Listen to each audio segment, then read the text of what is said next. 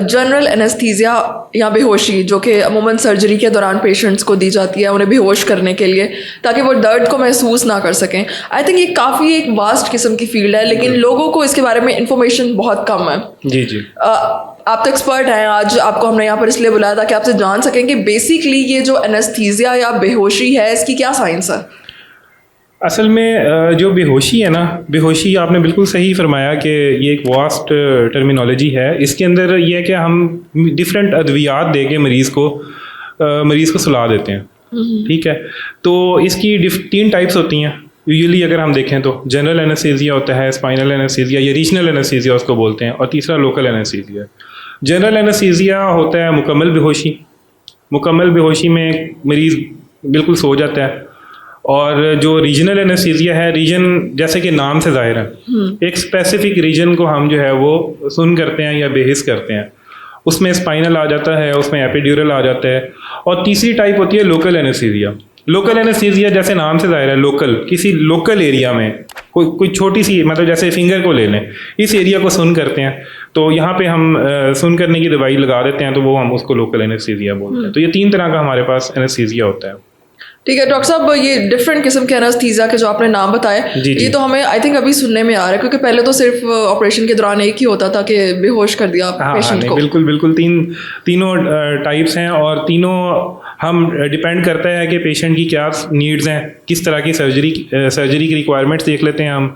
अगर तो फ़र्ज़ करें ऐसी सर्जरी जिसमें हमें एक रीजन ब्लॉक करना है, या कुछ ऐसी सर्जरी जिनमें निचला धड़ इन्वॉल्व होता है, तो उसमें तो हम स्पाइनल के अंदर करा देते हैं। कोई सर्जरीज ऐसी होती हैं जिनमें हम अपर लिम्ब या ऊपर का धड़ होता है, कोई दिमाग की सर्जरी होगी, दिल की सर्जरी होगी, तो उसके अंदर हम जो है ना मरीज़ को कंप्लीट बेहोश करते हैं, तो उसको हम जनरल एनेस्थीसिया, उन सर्जरीज के अंदर जनरल एनेस्थीसिया यूज़ करते हैं। ठीक है, तो बेहतर कौन से टाइप का एनेस्थीसिया रहता है जिसकी कॉम्प्लिकेशंस आगे चलकर ना हो पेशेंट को? देखिए, कॉम्प्लिकेशन तो हर बेहोशी की कॉम्प्लिकेशन हो सकती है। स्पाइनल की अपनी कॉम्प्लिकेशन हो सकती हैं, जनरल एनेस्थीसिया की अपनी कॉम्प्लिकेशन हो सकती हैं, लेकिन ये 1 in lakhs कह लें, मतलब कोई 1 लाख में कोई एक कॉम्प्लिकेशन होगी या हज़ारों में कोई एक कॉम्प्लिकेशन होगी।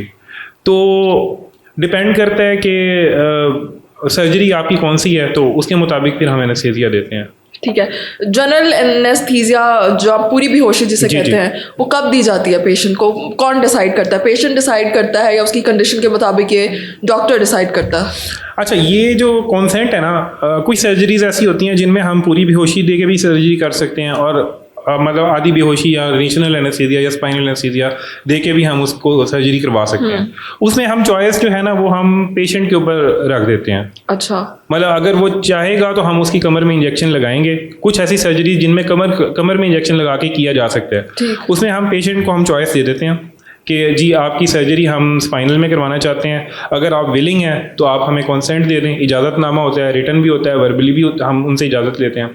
तो अगर वो देते हैं तो हम उनकी स्पाइनल के अंदर सर्जरी करवा लेते हैं। अगर वो मना करते हैं तो हमारी बुक्स के अंदर लिखा होता है कि it is an absolute contraindication, मतलब एक दफ़ा पेशेंट ने रिफ्यूज़ कर दिया कि मैंने कमर में इंजेक्शन नहीं लगाना, तो फिर आपने नहीं लगाना।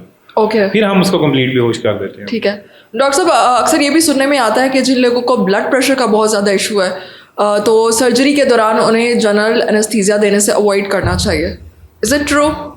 अच्छा, ब्लड प्रेशर जो है ना, यूजुअली तो हम ऐसा करते हैं कि जो पेशेंट्स जिनका ब्लड प्रेशर का इशू होता है और उनकी सर्जरी ऐसी होती है कि जो इलेक्टिव सर्जरी मतलब जिनमें कोई इमरजेंसी नहीं होती, रूटीन की सर्जरीज होती हैं, और उनका ब्लड प्रेशर कंट्रोल नहीं है, तो हम पहले उनको एडवाइस करते हैं कि आप अपना ब्लड प्रेशर कंट्रोल करें।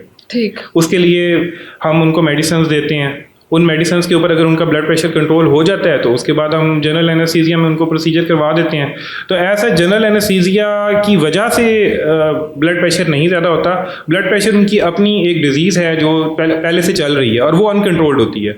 अगर वो अनकंट्रोल्ड है तो हम अवॉइड करते हैं कि हम उनको, बेशक वो जनरल एनेस्थीसिया है या बेशक वो स्पाइनल है, हम कोशिश करते हैं कि हम किसी भी किस्म की बेहोशी ना दें अनलेस एंड अनटिल उनका ब्लड प्रेशर कंट्रोल ना हो जाए, क्योंकि इसकी बाद में कॉम्प्लिकेशंस हो सकती हैं। ठीक है जी, ओके, तो पूरी बेहोशी के बाद भी कोई मसाइल हो सकता है? कौन सी कॉम्प्लिकेशन यूजुअली पेशेंट्स में देखने में आती है? पूरी बेहोशी के बाद कुछ छोटी सी कॉम्प्लिकेशन हैं जो कि होश में आने के बाद मरीज़ के साथ हो सकती हैं, जिनमें चक्कर आना, चक्कर आ सकते हैं उनको, मतली की कंप्लेंट हो सकती हैं, मतलब वो वॉमिटिंग कर सकता है, या उल्टी आने की शिकायत मतली जिसको बोलते हैं वो हो सकती है। और उसके अलावा पूरी बेहोशी में हम उनकी ना गर्दन में ना एक सांस की नाली डालते हैं मुंह के थ्रू। ठीक। तो उस सांस की नाली की वजह से थोड़ी सी ना उस बाद में ऑपरेशन के बाद वो इरिटेशन हो सकती है गर्दन में। ठीक है। तो ये छोटी सी कॉम्प्लिकेशंस ये हो सकती हैं, या थोड़ा सा याददाश्त, कुछ ओवर मतलब एजड पेशेंट्स होते हैं जिनमें थोड़ी सी मेमोरी डिस्टर्ब हो सकती है। ठीक। तो थोड़ा सा डिसोरिएंटेड हो सकते हैं, लेकिन फॉर द टाइम बीइंग हो सकते हैं, बाद में वो ठीक हो जाते हैं।